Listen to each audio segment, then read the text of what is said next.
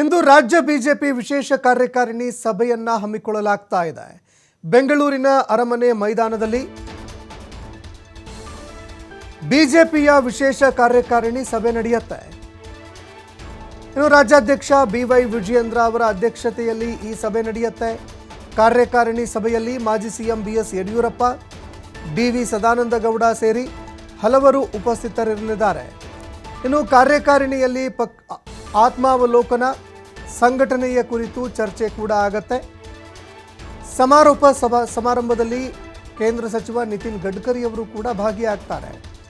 ಇನ್ನು ಕಾರ್ಯಕಾರಿಣಿ ಸಭೆಯಲ್ಲಿ 2 ನಿರ್ಣಯಗಳ ಅಂಗೀಕಾರ ಕೂಡ ಆಗುವಂತಹ ಸಾಧ್ಯತೆ ಇದೆ ಅಂತ ಹೇಳಲಾಗ್ತಾ ಇದೆ.